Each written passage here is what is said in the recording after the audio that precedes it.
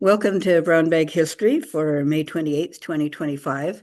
It's as part of Asian History Month. Today we'll be talking about Revelstoke's Chinese community. And as we begin, we acknowledge that the land around Revelstoke and on the Columbia River and its tributaries is the Sinixt homeland and traditional territory. We acknowledge the ties of the Esquimalt, the Okanagan Nation Alliance, and the Ktunaxa to this land. We acknowledge our use and inhabitation of this land sacred to these four nations. We respectfully honor their traditions and culture. So the first Chinese people in this region came for the same reason as thousands of others, to seek the gold that could be found in the creeks and tributaries flowing into the Columbia River. In 1865, there was a gold rush in the Big Bend area of the Columbia River north of Revelstoke, and it brought a flood of miners. And of course, there was no settlement here at the time. There was no railroad yet, so people were uh, traveling across coming across the mountains from the Shuswap Lake to the Columbia River, and then crossing over by raft or boat, or they were coming up the river from the south from the United States. And there actually was a steamboat that made a couple of trips up here from the States in 1866. It was a short-lived gold rush. It was pretty much over by 1866. And the Caucasian miners generally wouldn't allow any Chinese people to work the claims. But as I say, the gold rush was quite short-lived. And by 1867, there was virtually hardly anybody left up in the gold fields in the Big Bend area. And that's when a lot of the Chinese miners would come in and looking for gold that hadn't been discovered by the early rush. And it's a minor gold rush in terms of the province, in terms of like the Caribou and the Klondike and the other gold rushes that we're more familiar with. But there was estimates that there was about $3 million worth of gold taken out in that short period of time. So there was gold there, and some people found it, more didn't find any and left the area. But we know that there were some Chinese miners in the region after the first of the rush was over. And somebody who has active claims in the Big Bend and the French Creek area recently donated these artifacts that were found in that area. They included a brass coin and several small bottles, and some of the bottles had Chinese characters on them. So they're probably like small medicinal bottles that were found in that area.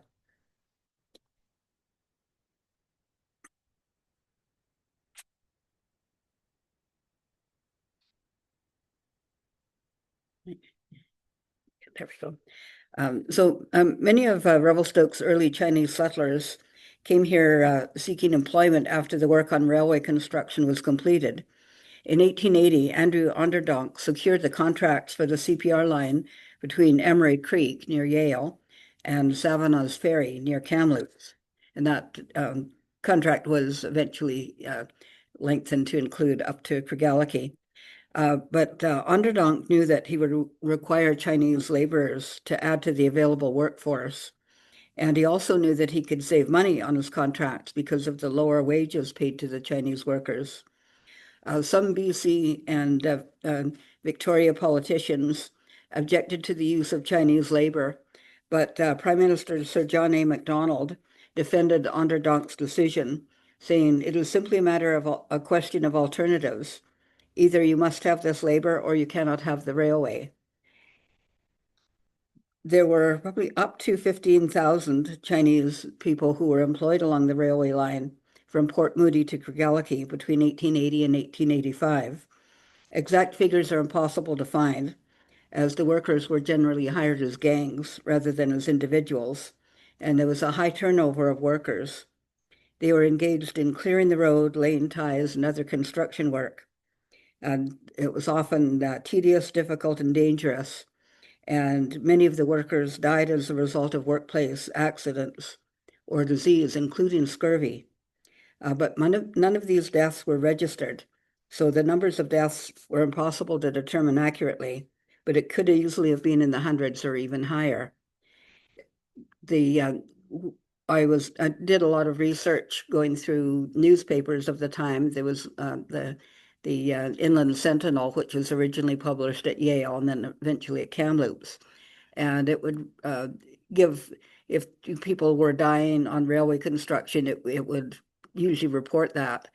And if it was a Chinese person who died, they often didn't name them at all. And if it was a white worker, they did name them. I used the Vital Events Index on the Provincial Archives site to see if there were any registrations of the deaths. The Caucasian workers' deaths were registered. The Chinese workers' deaths were not. Even though it was a requirement that all deaths be registered, they didn't. Those records don't exist. So it is really virtually impossible to know the numbers of people who died. And I was mentioning there that there was people died of scurvy. They were supposed to be given a money to tide them over the winter, but that generally didn't happen. So there was one year where there were several people living around the area of Hope and were dying of scurvy because they didn't have access to money to buy food to keep them over the winter, because they were generally laid off in the winter. They were paid generally half of what the white workers were paid. There was a sliding pay scale for the white workers depending on their skill level and whether they were trained carpenters or that. But it was sort of a set rate for the Chinese workers, and it was generally half of what the lowest paid white worker was getting. And in 1885, as railway construction was being completed, the Dominion government conducted a royal commission on Chinese immigration, and they interviewed a lot of people. They interviewed one person who was, I believe, the Chinese consul to San Francisco. But other than that, they didn't interview any workers, any Chinese citizens at all. They interviewed government people from the government in Victoria, and some of the people who were involved in the railway construction. Sir Matthew Bailey Begbie, who's a Supreme Court Justice of BC, and his testimony was actually more moderate than pretty much anybody else who was interviewed. There was extreme anti-Chinese rhetoric throughout the interviews and just a lot of false claims. But as a result of that Royal Commission, the Dominion government implemented a head tax for all Chinese immigrants wishing to enter Canada. The tax was levied at $50 in 1885, was increased to $100 in 1900 and to $500 in 1903. And in 1903, the average annual wage in Canada for most sort of regular workers would have been maybe $100 a month, so maybe $1,200 a year. So the Chinese immigrants were forced to pay $500 to enter the country at that time. This was the only ethnicity that was ever asked to pay a head tax to enter the country. No other people ever had to pay a head tax to come into the country. And it was a deliberate attempt to restrict Chinese immigration to Canada. There was a lot of fear of Chinese immigration. They felt that they would take away jobs. They would change the culture of the country. So that it was racially motivated right from the beginning. And then in 1923, the the Dominion government imposed the Chinese Exclusion Act, which completely stopped Chinese immigration. And that wasn't invoked until 1947, after World War II. And during that time, fewer than 50 Chinese people were admitted to Canada. In 2006, the federal government issued a formal apology for the head tax and created a program of redress. And on July 1st, 2023, the Chinese Canadian Museum was opened in Vancouver, the 100th anniversary of the imposition of the Chinese Exclusion Act. So finding information on the early Chinese community is a challenge. The newspaper reports were spotty and often derogatory. Local tax records show the extent of property ownership in Revelstoke and were valuable records in determining like how many people were here, as well as the Canadian census records. The Vital Events Index on the BC Archives website helped to find death records, but very few obituaries were printed in the newspaper. In some cases, a death would be reported, but without giving any information on the person. This was the case with the snowslide that demolished the Rogers Pass railway station in January of 1899, killing 7 people. The account listed the names of all of the people and gave some information on them, a little bit of an obituary, with the exception of one man who was listed only as a Chinaman cook. The Vital Events Register had 2 names, so I'm not even sure of his actual name. There were 2 listings, one under the name Aham, another under the name Ahu, H-O-U, and that indicated that he was 42 years old. But that's all the information that we were able to find on that person. So when Revelstoke was first settled as a community in 1885, Chinese people were among the first residents. There were 133 Chinese residents listed in the 1891 census, comprising between about 6% of the total population at the time. That number remained fairly consistent until the 1930s. The census records available for 1891, 1901, and 1911 show that there were over 100 Chinese citizens living in Revelstoke in each of those years, but there were never more than 5 women and 10 children. At least half of the men were married, as indicated on the census, but their wives and children were back in China. Many factors influenced the separation of families, one of which was the head tax. That was often referred to as a bachelor society, when you had all these men who were without their families living in Canada. And pretty much every Chinatown throughout the country had what they called sort of their bachelor society or bachelor community. We interviewed Jim Kwong in 2008. He was the youngest member of the Kwong family, and he talked about the many elderly Chinese men who were living in Revelstoke when he was growing up, and talked of how his family looked after them and invited them for the Chinese festival days, especially Chinese New Year and the Moon Festival. He said that the men treated them very kindly and that his family became surrogate children for them. And the photograph I'm showing here was the Methodist Church classes that they had to teach English to the Chinese residents in town. And as you can see, there's one child in the photograph, but we don't have names of any of the people other than the teacher, Miss Emma McIntyre, who was the sister of the Methodist minister at the time. The Revelstoke was unique in that it had 2 distinct Chinese districts, and that was because Revelstoke itself had 2 districts. The lower town, which the original settlement on Front Street and the streets around that area, which was the original downtown, and then what's our current downtown, which was developed once the CPR moved the railway station up here, and it created those 2 separate, distinct downtowns, which, eventually the businesses wanted to be close to the station. So this newer downtown sort of superseded the original downtown area. But because of that, there was Chinese people living and working in both sections of the town. And often in most towns where there were Chinese residents, they did tend to cluster or be clustered or be sort of pushed into specific areas. That's where you have sort of the creation of Chinatowns in a lot of places in the West, like Victoria and Vancouver. And so the Front Street area was most of the Chinese businesses were between Benson Street on this side and Hanson Street on this side. And this is Front Street, and then Douglas Street would be up here.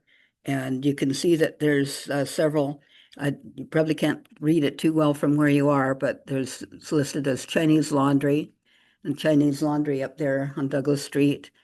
And that's Chinese, Chinese, Chinese, Chinese. So those probably would have been stores or boarding houses in most cases.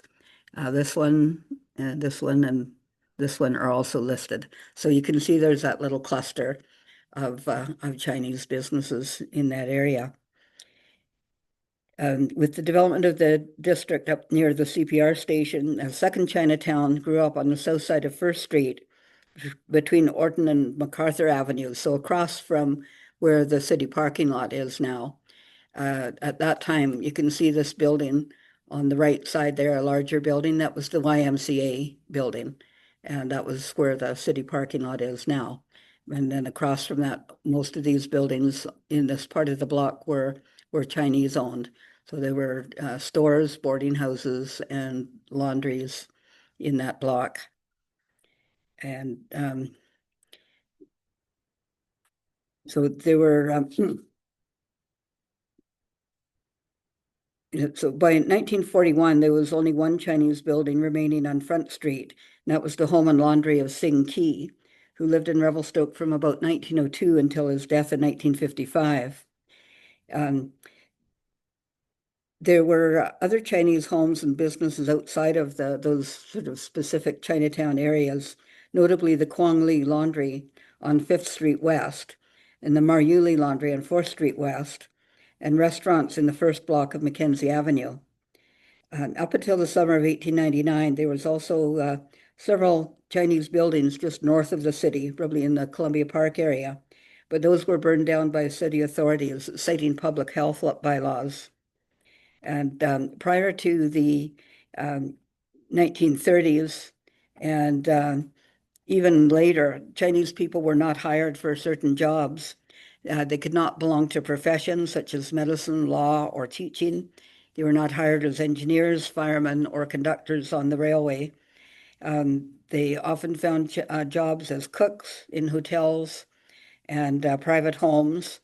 This is a man named Chu Yu, who was the cook for the Molson family, who were here running that. Mr. Molson was running the Molson's Bank, which was located at the corner of First and Mackenzie, where it was Revelstoke Review Office in later years, and most recently it's owned by Revelstoke Mountain Resort. And they had an earlier bank on that same location as early as 1898. And that is the same family. If you recognize the name Molson, it's the same family that had the brewery. They had the Molson family had a bank in Canada between 1850 and about 1920. So the Molsons had employed a Chinese cook, and many families did. They also worked on railway crews and sawmills as miners, as gardeners, or other menial work. And as was the case during railway construction, Chinese workers were often paid less than other workers. And several of the Chinese residents who moved here did go into business as storekeepers, laundry owners, restaurateurs, tailors, and market gardeners.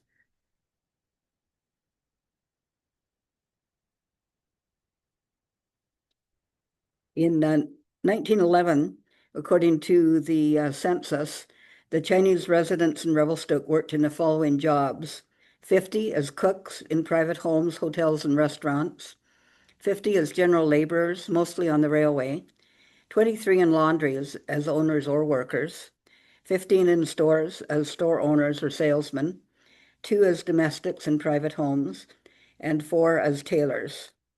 And as well, there were 7 working as gardeners or farmers, 8 as dishwashers in hotels and restaurants, 4 as hotel cleaning staff and porters, and 1 restaurant owner. The local newspapers were full of racist slurs, and these attitudes made it difficult for Chinese people to fully participate in the life of the community. The Kootenai Mail newspaper of September 30th, 1899, reported on the burning of a dozen shacks in what is now probably Columbia Park, after the medical health officer, Dr. Cross, ordered their destruction. And this unusual photograph of Mrs. Molson and an unidentified Chinese man and a shack. It was probably in the Columbia Park area, just at the base of Mount Revelstoke. And somebody has written on the photograph his house. But it was very blatantly racist act to just burn down these houses and displace the people who were in there. The article concluded by saying it seems the only way these people can be got rid of is through the sanitary laws, and by keeping a very close watch on them, it is believed that many of them can be driven from the town. Still, it is the white residents of Revelstoke who keep them here. They do this by purchasing fruits, berries, vegetables, etc. from them and employing them in every way possible. And yeah, it goes on from there. Just the language is very extremely racist. So you can see what the people were having to deal with and put up with. There was Alex McRae was running for the Revelstoke riding of the West Kootenai in 1900. And in his ad, he says, regarding Asiatic immigration, I am in uncompromising opposition to it and will assist in every legitimate way to stem its tide and discourage its competition with white labor. And I've seen newspaper ads for the some of the other laundries in town that say white labor only, and they were using that as a selling point to get people to patronize their laundry instead of the Chinese laundries in town. So it's quite common to see an ad that said white help only. In 1919, a provincial law was enacted forbidding Chinese restaurants from employing white women or girls on their premises. 2 men, Wong Lo and Wong Sing, proprietors of the Windsor Hotel Cafe, which is where the Regent is now, were charged under this act and fined $5 each. And that legislation was brought in because there was a concern that white women would marry Chinese men. And that was the basis of that law. It was to discourage fraternization between white women and Chinese men. And I'm not sure how long it was on the books, but it was definitely for a while. And these women, this is the yeah, it says 1919, but it was actually taken in 1918 because I was able to zoom in and read the poster up there, and it's about restrictions on what they could serve on certain days because of during the war, there was food was rationed, so there was only certain days that they could serve certain meat. So we know that this photograph was taken around 1918. And these 2 women who worked there, if they were still there in 1921, they would have lost their jobs as well. The woman on this end was Emma Lawton, who was a widow with children and was working as a waitress in town. The man on the far left was Hua Chung. He was the owner of the restaurant. And at the time that he opened it in early 1900, there was a lot of comment in the paper saying, we shouldn't allow a Chinese person to open a restaurant on our main business street. But he was given a license and he opened a restaurant. There were other cases I've seen of Chinese men who were forced, business people who were forced to move the location of their businesses because the city wouldn't allow them to build in a certain area that they wanted to. So this Eastern Chop House was the one that was where the Regent is now? No, this one is where they used to be the public health office, where I think Chubby it Funster? next to Chubby Funster, that little building next to Chubby Funster. What's that? Avalanche Canada? Yeah, Avalanche Canada is in that sort of the last building on Mackenzie Avenue. Yeah, and it was there until the building was there until the 40s. There you go. Yeah, because they built 55 is when they built the health clinic. We have a pole leaning up against it to hold it up. Oh, Two-story building, it's typical. Post up against it. yeah, jeez. Um, the also there were gambling and laws and opium laws, which were put in place in about in the 1920s, early 1920s. And that was really targeting the Chinese population as well. In February of 1920, the police raided a house on First Street East and arrested 21 Chinese men for playing Fantan. 4 Chinese men were arrested in 1921 for smoking opium and were fined $200 each or in default 6 months of hard labor in Ocala prison at the coast. The newspapers really didn't reflect the realities of the lives of Chinese people. To say the Vital Events Index on the BC Archives website reveals that over 84 people who came here from China died in Revelstoke between 1885 and 1955. Of these deaths, only 33 were recorded in the newspaper, often when the death was a result of an accident. And as you can see here, that they often just really, not even a name in some cases. On this case, it said that since 1925, the 4 o'clock westbound passenger train ran over a Chinaman a short distance from the circus grounds. The engine apparently struck the unfortunate man on the head, killing him. It was thought the Celestial was deaf and did not hear the train. So there's a couple of racial slurs in there. And then another man known as Tu Bitty, who I believe was possibly Get Jung, who died on January 1st, 1926. And I was able to find that name in the Vital Events Registry. This railway death didn't see any record of that one. Yeah. Can you explain celestial? That was I'd have to do a little bit more research on that one. It was one that was often used.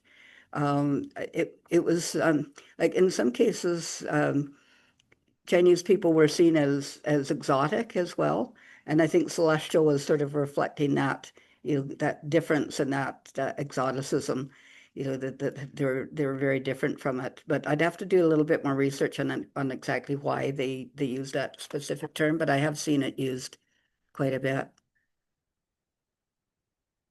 Um, so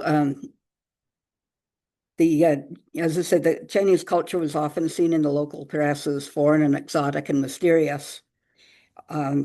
Although the community wasn't always treated with respect, there was an element of wonderment in their customs. In November of 1901, the Chinese community built a temple as a worship place of the Chinese folk religion, Shintoism. It was known in the Caucasian community as a joss house, although I've heard more recently that term is considered derogatory. The Revelstoke Herald of November 20th, 1901 described the new building. So the Chinese celebrated the opening of the new Joss House on Front Street on Sunday with a vast expenditure of firecrackers outside and prayer sticks inside the building. The temple was visited by considerable numbers of people on Sunday, being open to the inspection of the curious.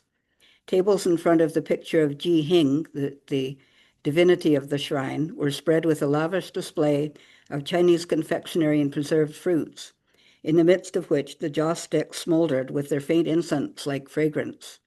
A large hanging lamp, round which paper figures revolved continually by the familiar device of a current of air, attracted a good deal of attention. On the balcony outside are stacks of ceremonial banners of curious design and considerable value.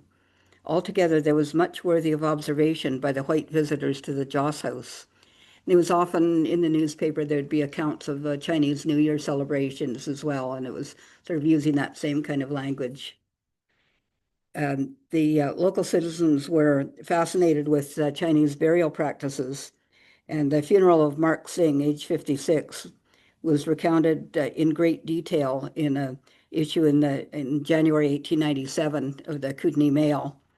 The newspaper said, one of the strangest and most interesting ceremonies ever witnessed anywhere was the Chinese Masonic funeral of Mark Singh at Revelstoke on Tuesday.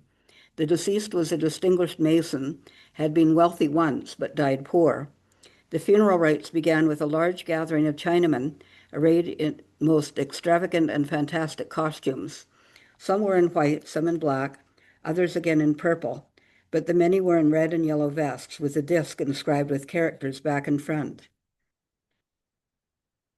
At about 2:30 p.m., the funeral procession formed up and headed by rider on horseback, with a riderless horse next, and with 3 bands at various intervals, a move was made for the cemetery. It presented a brilliant and unique spectacle, and one that will not readily be forgotten by the spectators. 1 or 2 noticeable characters in the procession were the bearer of a huge square flag representing a general, and a man dressed in a diamond-patterned robe of fluttering yellow and wearing a false beard, who represented the emperor or prophet and gives the deceased spirit liberty to go into the flowery kingdom. 4 men in long black hats and black robes represented, with others carrying guns, a guard of honor, and 2 in purple bearing lanterns were as aid to light deceased over the dark river. The great majority, however, those attired in colored vests and carrying many shaped flags and grotesque figures and emblems, represented soldiers. The entire proceedings were carried out in conformity with the Chinese Masonic ritual, and the newspaper said it was a most extravagant and brilliant affair throughout, and must have cost a great deal of money. As nearly as could be counted, 80 took part in the funeral. And we have these photographs that I believe are describing this specific funeral procession. And they came from the Dickey collection. There's local photographers, Earl and Estelle Dickey.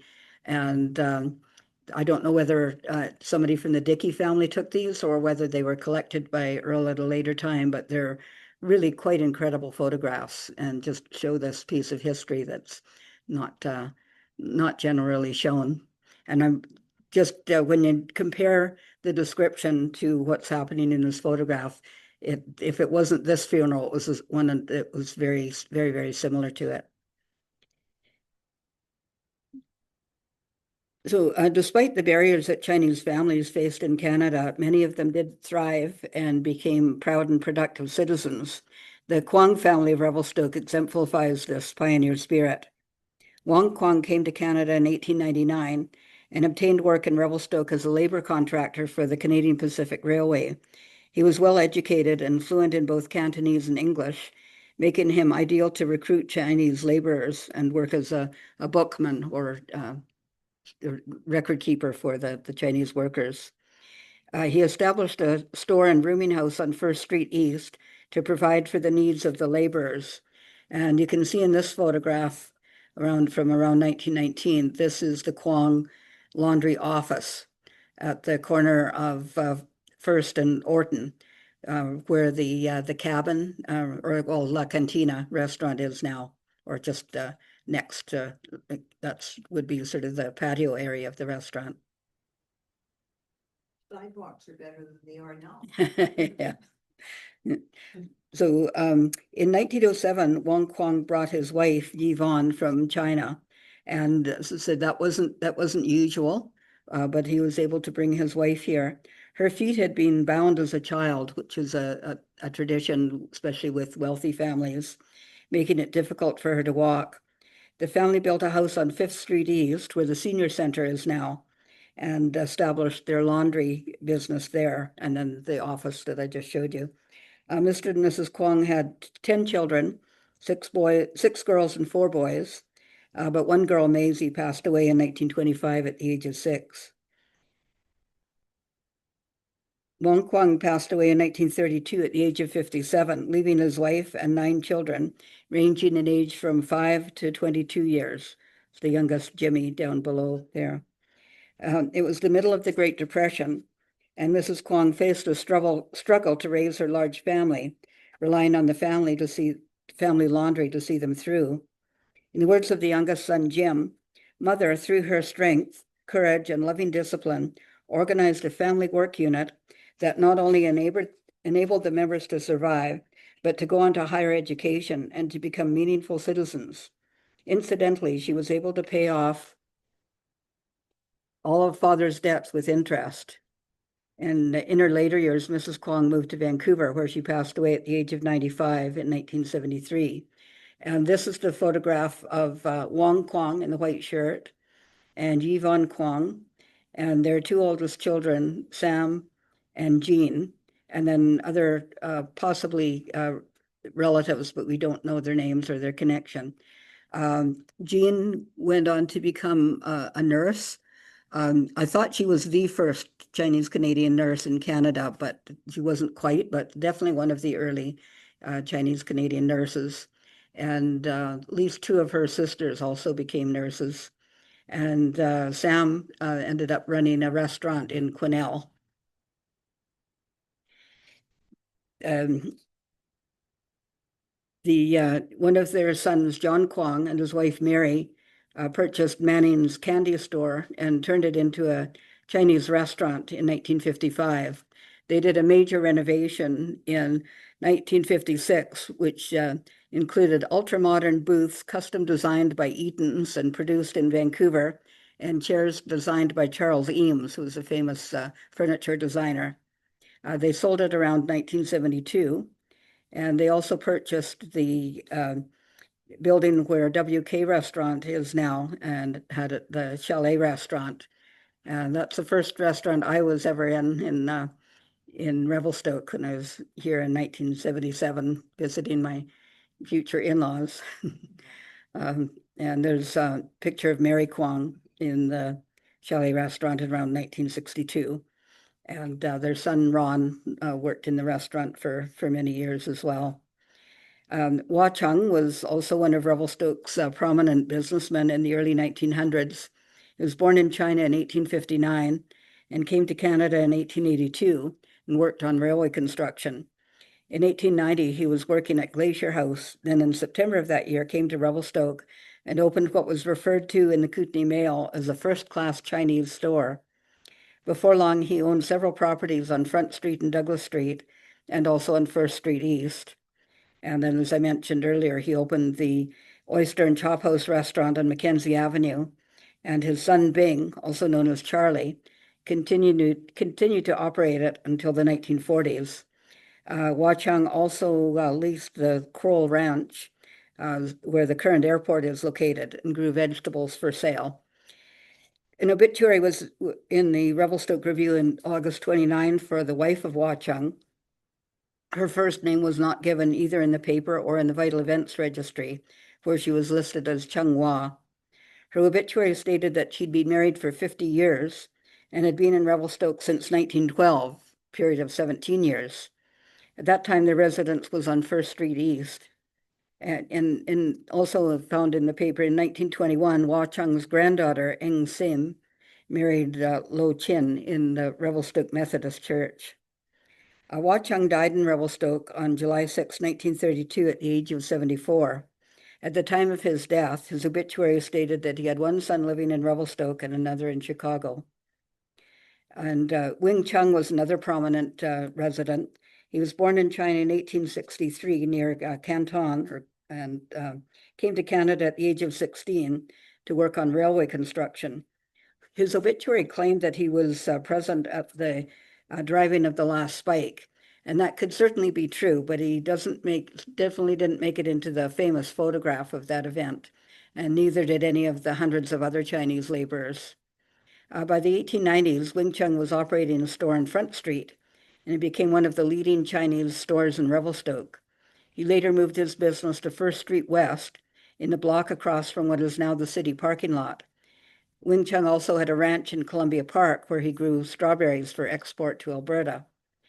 And we have several artifacts from the Wing Chung store in our collection, including a quite beautiful banner that's in the showcase downstairs. And Wing Chung had at least 3 wives that we've been able to document, and 6 sons, all born in Revelstoke. His obituary also claimed that he had a wife and daughter in China. We have an oral history by a woman named Dora Siegfried Smith, who was recorded in the 1960s, and she talks about her fascination with the Chinese families living down on Front Street in the early 1900s, and said she and a friend got invited back to see one of the new babies, and said they were quite fascinated with that. She said the wee little thing was dressed just like the grown-up Chinese. It had a little wee satin hat on and a pale blue embroidered kimono. So that's, again, that's a fascination. And she also described the funeral of one of the wives of Wing Chung. He had a wife who died on December 18th, 1910 at the age of 45. And then his wife, Zheng Ling, died on a trip home from China in 1921. This article was printed in the January 20th, 1921 edition of the Revelstoke Review. Mrs. Wing Chung buried in China. Information reached the city this week of the death from asthma of Mrs. Wing Chung, a well-known and highly respected resident of Revelstoke for the past 15 years, in the 35th year of her age. Some months ago, deceased left to spend a holiday trip at her old home in China, and last month left to return to Canada. She was not in the best of health when she left, and 2 days out from Hong Kong, she passed away. On the arrival of the boat at Shanghai, her body was shipped back to Hong Kong for burial. Mr. Wing Chung continued the homeward trip after the funeral, arriving in Vancouver about a week ago on the Empress of Russia. The oldest son of Wing Chung, Sam Jack Hung, died in Kamloops in 1932 at the age of 24. He was born and went to school in Revelstoke, and then spent some time in China to further his education. At the time of his death, he was working as a secretary and interpreter at the Chinese Masonic Temple in Kamloops. And another son, Sam Lai Mi, was the first Chinese Canadian to join the BC Dragoons during the Second World War, and was a chief cooking instructor. We actually have one of his jackets that was from his uniform jackets that was donated by his family. He upon his return to Canada, he became a well-known chef in Vancouver, and this is receiving the Chef of the Year award one year. And I actually met Sam Lai Mi. He visited the museum in the 1980s along with some of his family members, and we were able to bring out some of the artifacts that we had. And Ruby Nobbs, who was my boss at the time, knew Wing Chung well, because their family bought the property where near where Wing Chung's building had been on First Street East. So we were able to make that connection, and they've donated several artifacts over the years. Wing Chung sold his Revelstoke property in the early 1940s and moved to Vancouver, where he died in 1955 at the age of 90. These are some of his grandchildren. Another local man was Charlie Singh. His name, as far as we can determine, was Lo Wai Jing, but he was always referred to locally as Charlie Singh. He owned a market garden in what is now the industrial park, just about where the BC Hydro office is, the bottom of the hill, and supplied the local residents with fresh vegetables, driving his cart through town to make his deliveries. He usually had candy in his pockets for the children who he would meet along the route, but somebody told me that he also kept a beetroot in handy to rub into the cheeks of kids that he caught stealing from his cart, so that their mothers would know what they'd been up to. But he was known for his many acts of kindness. such as giving silk handkerchiefs and lily bulbs to his customers at Christmas, and leaving vegetables at the homes of people who experienced sickness or death in the family or hard times. When he died in October of 1954, his funeral was said to be one of the largest in Revelstoke at that time. He is buried in the Mountain View Cemetery in Revelstoke with the marker inscribed with the message, "God bless him." And this is Mar Yuli, who came to Canada from Guangdong province, probably around 1900.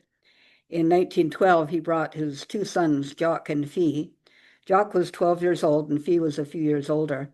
Jock attended high school in Revelstoke and was known as a talented wrestler and basketball player.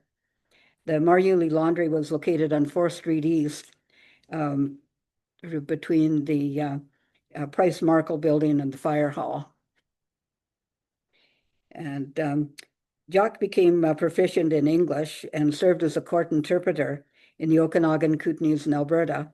In 1927, Jock moved to Kelowna, where he operated the Star Cafe on Water Street. And in 1929, he and his brother Fee opened the Golden Pheasant Cafe on the southwest corner of Bernard Avenue and Ellis Street. It was a downtown fixture in Kelowna for many years. During the Depression, he would open a soup kitchen from the back door after the restaurant closed for the day. Jock obtained his pilot license in 1931. During the Second World War, he joined the BC Dragoons militia and obtained the rank of sergeant. After he closed the Golden Pheasant restaurant, he retired to his orchard property in West Kelowna, where he was known for his asparagus ranch, his patch, 23 acres, and for raising bees, chickens, and geese. He died in 1983, and West Kelowna now has a Mar Jock Elementary School named in his honor. Just a couple more here. The WK Cafe at the current site of Kawakubo Restaurant, and then it was later Henry Restaurant. And the proprietor of the Henry Restaurant just died not that long ago, just last year, I believe. And then I'll just end with this photograph. We have Lucy and Kevin run Kevin's Kitchen just across the road here on First Street. And every year I've been making them a crocheted animal for the zodiac animal for that year. And last year was the year of the dragon. This year was year of the snake. So we started in year of the monkey when they first opened the restaurant. So I think I've only got 2 or 3 more left to do to have the whole zodiac set done for them. So yeah, it's interesting history of the community. There's many more stories than what I was able to tell today, but very rich history. Years ago, I did an exhibit for the Railway Museum called Chinese Legacies, and I think they still use a portion of that material in their interpretation at the Railway Museum because, of course, we know that how much they contributed to the construction of the railway on the western side. And it's just really important to acknowledge that. One thing that I do mention when I'm talking about the work of the Chinese workers, they only worked on the section mostly between like Yale or Vancouver and Yale area and up to Craigellachie, because they had no way of moving the men across the mountains to the more eastern parts of the work. So they only worked on that western section. But yeah, an amazing legacy that is part of Canada. And it's really important that we now have the Chinese Canadian Museum in Vancouver that can document those stories and document the struggles and the injustices. So thank you for coming. In our next talk in 2 weeks is celebrating the Italian Canadian Heritage Month. Yes. There was a fellow that they called him Washi. He owned Birch Lodge up in the piano key. Oh, really? Hmm. His real name was. Yeah,